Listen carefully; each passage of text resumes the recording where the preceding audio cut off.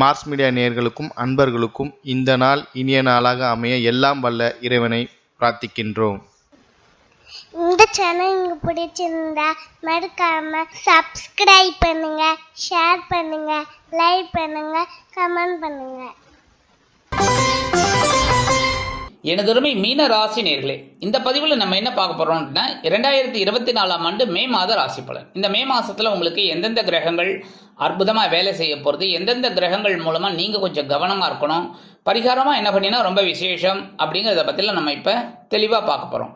முதல்ல பார்த்தீங்கன்னா கலத்திர ஸ்தானத்துல கேது பகவான் இருக்கார். 7ஆம் இடத்துல கேது பகவான் இருக்கார் அப்படிங்கும் போதே கொஞ்சம் கவனமா இருக்கணும். எதுல? வாழ்க்கை துணையோட விஷயத்துல. ஒன்று வாழ்க்கை துணையுடைய உடல் ஆரோக்கியத்தில் கவனம் எடுத்துக்கணும், இல்லை வாழ்க்கை துணை மூலமாக சில குழப்பங்கள் வரலாங்கிறதுனால அவங்கள அனுசரித்து போகிறது நல்லது. இருந்தாலும் இந்த கேதுவுக்கு குருவோட பார்வை கிடைக்கிறதுனால மனசில் ஒரு சந்தோஷம் இருக்கும். எந்த ஒரு பிரச்சனையும் சமாளிக்கக்கூடிய ஒரு ஆற்றலும் உங்களுக்கு கண்டிப்பாக கிடைக்கும். மனதை ஆன்மீக விஷயங்களில் செலுத்தினீர்கள் என்றால் கண்டிப்பாக நன்மைகள் இரட்டிப்பாகும். அடுத்தபடியாக விரயஸ்தானமாகிய 12ஆம் இடத்துல 11-12 கூடிய அதிபதி சனீஸ்வர பகவான் விரயாதிபதி விரயஸ்தானத்திலே இருக்கார். 7.5 ஆரம்பிச்சுடுத்து போயிட்டே இருக்கு. நீங்களும் அதை பற்றிலாம் கவலைப்படல, போயிட்டே இருக்காள். நீங்கள் உங்கள் வேலையை நீங்கள் செஞ்சுட்டுருக்காள், அவர் வேலையை செஞ்சுட்டுருக்கார். கரெக்டாக? அந்த வகையில் விரையாதிபதி விரயஸ்தானத்தில் இருக்கிறதுனால சில பேருக்கு பார்த்திங்கன்னா ரொம்ப அற்புதமான பலன்களும் கிடைக்கும். அதாவது சுற்று இருக்குது அப்படிங்கும்போது கல்வி விஷயத்தில் கவனமாக இருக்கணும். 2ஆம் சுற்று அப்படிங்கும்போது திருமண விஷயம் சக்ஸஸ்ஃபுல்லாக முடியும். அது நல்லபடியாக அந்த திருமணத்தை நீங்கள் அமைச்சுக்கணும். 3ஆவது சுற்று அப்படிங்கும்போது உடல் ஆரோக்கியத்தில் கொஞ்சம் கவனம் எடுத்துக்கணும். சரியா? அந்த வகையில் விரையாதிபதி விரயஸ்தானத்தில் இருக்கிறதுனால சில பேருக்கு பார்த்தீங்கன்னா வீடு மனை வாகனம் வாங்கும் யோகமும் உண்டாகும்.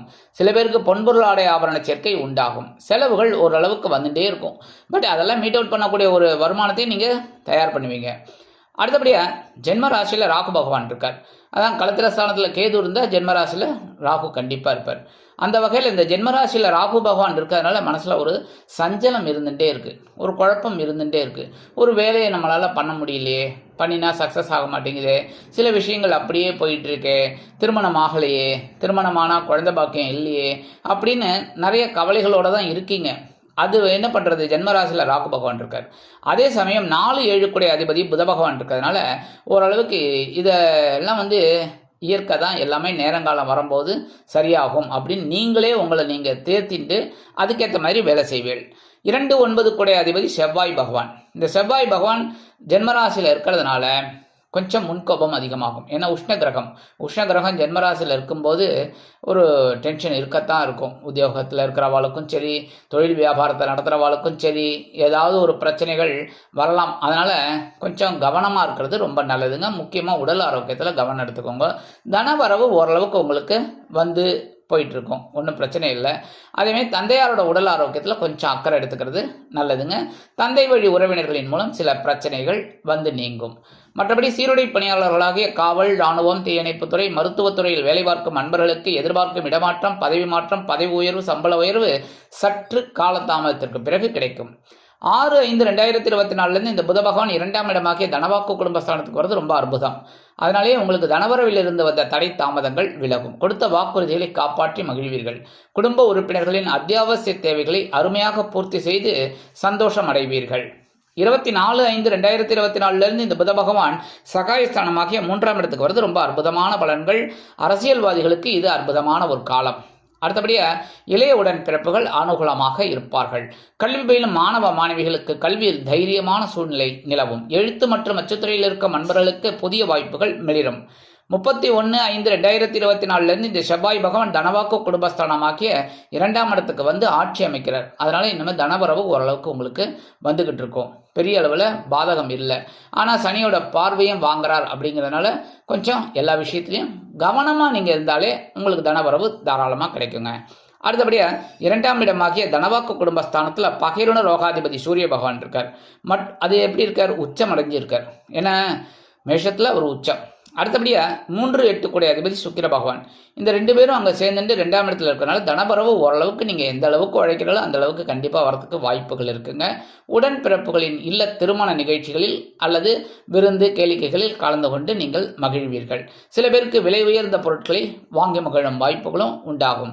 மனதில் ஒருவித சந்தோஷம் குடிகொள்ளும். அடுத்தபடியா 14/5/2024 இந்த சூரிய பகவான் சகாயஸ்தானமாகிய 3ஆம் இடத்துக்கு வந்துடுறார். அடுத்தபடியா 20/5/2024 சுக்கிர பகவானும் சகாயஸ்தானமாகிய 3ஆம் இடத்துக்கு வந்து ஆட்சி அமைக்கிறார் ரிஷபராசியில. அதனால இன்னமும் உங்களோட தைரியம் அதிகமாகும். எடுக்கிற காரியங்களை என்னால் செய்ய முடியும் அப்படிங்கிற ஒரு எண்ணம் உங்களுக்கு உண்டாகும். அந்த தன்னம்பிக்கைன்னு சொல்லுவாங்கன்னா அந்த தன்னம்பிக்கை உங்களுக்கு கிடைக்கும். அந்த தன்னம்பிக்கை அதிகமாக இருக்கிறதுனால நீங்கள் எடுக்கிற காரியங்கள்லாம் அற்புதமாக செயல்படுத்தி ஒரு முன்னேற்றம் அடையக்கூடிய ஒரு வாய்ப்புகள் உங்களுக்கு தேடி வரும். அதே மாதிரி இளைய உடன்பிறப்புகள் அனுகூலமாக இருப்பார்கள். மனதில் தைரியம் அதிகரிப்பதால் எடுத்த காரியங்களை திறம்பட செய்து முடித்து உத்தியோகத்தில் மேல் அதிகாரிகளிடம் நெருக்கம் காட்டுவீர்கள். அதன் மூலம் உங்களுக்கு சலுகைகள் கிடைக்கும். அதேமாதிரி தொழில் வியாபாரத்திலையும் அதிரடியான சில திட்டங்களை நீங்கள் புகுத்தி வெற்றி அடைவீர்கள். அடுத்தபடியா 3ஆம் இடமாகிய சகாயஸ்தானத்தில் ராசிநாதனும் ஜீவனாதிபதியுமான குரு பகவான் இருக்கார். 3ஆம் இடம் அப்படிங்கிறது சுமாரான இடம் தான். ஏன்னா குரு பகவானுக்கு பார்த்தீங்கன்னா 2, 5, 7, 9, 11 இந்த வகையில் இந்த குரு பகவான் இருந்தால் ரொம்ப சூப்பர்னு சொல்லுவாங்க. அதே சமயம் மற்ற இடத்துல இருந்தால் டூப்பர்னு நம்ம எடுத்துக்கக்கூடாது, பரவாயில்லை அப்படின்னு எடுத்துக்கணும். அப்போ என்ன பண்ணணும்னா இந்த குரு பிரீத்தி பண்ணினாலே ரொம்ப நல்லது. அந்த வகையில் 3ஆம் இடத்துல இருக்கிறதுனால இளைய உடன்பிறப்புகள் கொஞ்சம் அப்படி முறுக்கிக்கிட்டு தெரிவாங்க. சகோதர சகோதரிகள் உங்களை அந்த தம்பி தங்கச்சின்னு சொல்லுவாங்க பார்த்தீங்களா, அவங்கெல்லாம் கொஞ்சம் உங்ககிட்ட ஒரு முறுக்கிக்கிட்டு திரிவாங்க. அவங்களெல்லாம் கொஞ்சம் அனுசரித்து போகிறது நல்லதுங்க. மற்றபடி மனசில் கொஞ்சம் தைரியம் குறையும். இந்த குரு பகவானால் மற்ற கிரகங்கள் உங்களுக்கு அற்புதமாக இருக்கிறதுனால உங்களுக்கு அந்த தைரியமும் கிடைக்கும். மற்றபடி குரு பகவானோட பார்வைங்கும்போது 5ஆம் பார்வையாக உங்களோட களத்திர ஸ்தானத்தில் விழுறதுனால களத்திரம் சிறப்பாக இருக்குது. அதாவது வாழ்க்கை துணை உங்களுக்கு அனுகூலமாக இருப்பாங்க. வாழ்க்கை துணை மூலமாக உங்களுக்கு சந்தோஷம் இருக்கும். அதேமாதிரி வாழ்க்கை துணையுடைய உடல் ஆரோக்கியமும் நல்லபடியாக அமையும். இந்த விஷயத்தில் நண்பர்கள் உங்களுக்கு போட்டி போட்டுக்கிட்டு உதவி செய்வாங்க. அடுத்தபடியாக 7ஆம் பார்வை உங்களோட பாக்கியஸ்தானமாகிய 9ஆம் இடத்துல விழுறதுனால தந்தையார் ஆதரவாக இருப்பார். தந்தை வழி உறவினர்களும் உங்களுக்கு அனுகூலமாக இருப்பாங்க. பூர்வீக சொத்துக்கள் உங்கள் கைக்கு வரத்துக்கு வாய்ப்புகள் இருக்குங்க. மூத்த உடன்பிறப்புகள் உங்களுக்கு ரொம்ப அனுகூலமாக உங்களோட விஷயங்களில் கலந்துப்பாங்க. மற்றபடி 9ஆம் பார்வையாக உங்களோட லாபஸ்தானத்தில் விழுறதுனால லாபம் அதிகமாக கிடைக்கும். எப்படி லாபம் கிடைக்கும்? உத்தியோகத்தில் உங்களோட உயர்வுகள் அருமையாக கிடைக்கும். எப்போ நீங்கள் நல்லா வேலை செஞ்சால் கண்டிப்பாக வேலை செய்வீங்க. மீனராசிக்காரர்கள் அதெல்லாம் விட்டு கொடுக்க மாட்டீங்க. உங்களுக்குன்னு வேலை வந்துச்சுன்னா அற்புதமாக செய்வீங்க. அதனாலே உயர்வுகள் உங்களுக்கு கிடைக்கும். மற்றபடி தொழில் வியாபாரமும் நல்ல கவனமாக நீங்கள் பண்ணுறதுனால கண்டிப்பாக லாபம் இந்த குரு பகவானின் பார்வை பலத்தால் உங்களுக்கு கண்டிப்பாக கிடைக்கும். மற்றபடி பரிகாரமாக என்ன பண்ணினா ரொம்ப விசேஷம் அப்படின்னு பார்த்தீங்கன்னா நவ கிரகங்களில் உள்ள குரு பகவானை வியாழக்கிழமைகளில் நெய் தீபம் ஏற்றி வழிபாடு பண்ணுங்க. ஏன்னா நெய் தீபம் ஏற்றி வழிபாடு பண்ண இந்த மனசில் இருக்கிற குறைகள்லாம் தீரும், பிரச்சனைகள்லாம் குறையும். மற்றபடி நவகிரகங்களில் உள்ள சனீஸ்வர பகவானை சனிக்கிழமைகளில் எல் தீபம் ஏற்றி வழிபாடு பண்ணி காயத்ரி சொல்லிட்டு வாங்கோ. ஒரு 27 தடவை காயத்ரி சொல்லிகிட்டே வாங்கோ. சனி பகவான் காயத்ரி ரொம்ப நல்லது. ஏன்னா இந்த சனி பகவான் காயத்ரி சொல்ல சொல்ல இந்த விரயஸ்தானத்தில் இருக்கிற விரையாதிபதி உங்களுக்கு சில நல்ல செலவுகளை சுப செலவுகளை கொடுப்பார். மற்றபடி இந்த மருத்துவ செலவுகள் இதெல்லாம் குறைக்கிறதுக்கு வாய்ப்புகள் இருக்குங்க. அதனால் இந்த சனீஸ்வர பகவான் காயத்ரி ஓம் காகத்வஜாய வித்மகே கட்கஹஸ்தாய தீமகி தன்னோ மந்த பிரச்சோத்யாத் ஒரு 27 தடவை. மிஞ்சி போன ஒரு 10 நிமிஷம் ஆகுமா? அதை உட்காந்து சொல்கிறதுல தப்பே கிடையாது. ஏன்னா பகவானுக்கு நம்ம கொஞ்சம் இது பண்ணாதான் ப்ரே பண்ணாதான் கண்டிப்பாக நமக்கு ஒரு ரிஃப்ளெக்ட் நல்லபடியாக அமையும். மற்றபடி புற்றுக்கோயில் கண்டிப்பாக போகணும். நான் ஒவ்வொரு மாதமும் கண்டிப்பாக சொல்லுவேன்.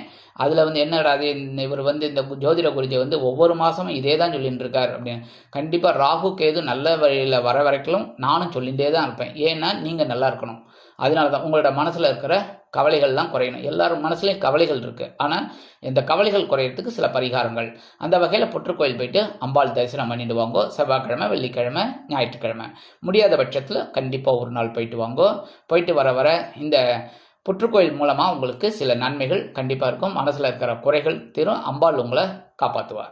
அதே மாதிரி இந்த சின்ன பரிகாரங்களின் மூலம் 2024ஆம் ஆண்டு மே மாதம் ஒரு அற்புதமான ஏற்றம் தரும், மாற்றம் தரும், திருப்பம் தரும் மாதமாக அமையும் என்று கூறி விடைபெறுகிறேன். நன்றி, வணக்கம். மீண்டும் ஒரு அருமையான பதிவில் நான் உங்களை மனமகிழ்ச்சியோடு சந்திக்கிறேன். வாழ்த்துக்கள். வாழ்க வளமுடன். இந்த சேனல் உங்களுக்கு பிடிச்சிருந்தா மறக்காம சப்ஸ்கிரைப் பண்ணுங்க, லைக் பண்ணுங்க, ஷேர் பண்ணுங்க.